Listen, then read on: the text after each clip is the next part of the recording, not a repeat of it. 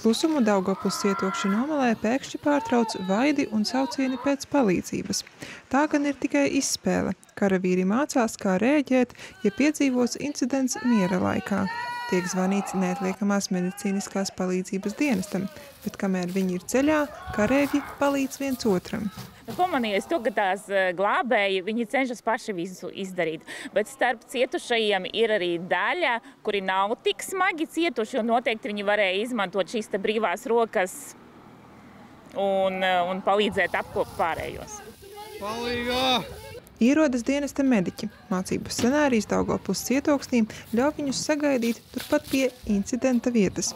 Citādāk ir pie slēgta robežšķēršošanas punkta, kur spēkā cits scenārijs – sācies karš.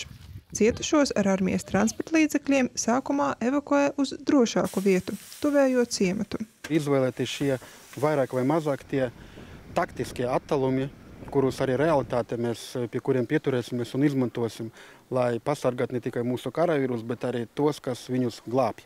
Un tāpēc arī izvēlēta šeit situācija tāda, ka mēs esam pie robežas, un tad tuvākā slimnīca mums ir Daugavpils. Daugavpils reģionālajā slimnīcā atminas, iepriekšējo reizi tik vērienīgas mācības te notika pirms 10 gadiem.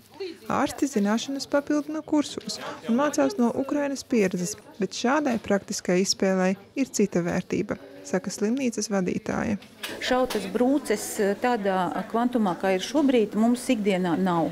Tās ir retas kaut kādas kriminālas traumas, bet tā kā masveidā, tad, protams, ka mūsu ķirurģiem tas būtu ļoti liels izaicinājums, jo pati ārstēšanas taktika, protams, atšķirās. Vēl reģionālajai slimnīcai izaicinājumi ir 3. pakāpes apdegumi, arī smagas mugurkaulu traumas.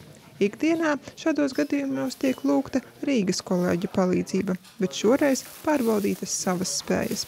Mācību laikā pacientu pieņemšana turpinājās ierastajā režīmā, vien novirzīta uz citu ēkas daļu. Tinija Jemļanova, Māris Justs, Latvijas televīzija.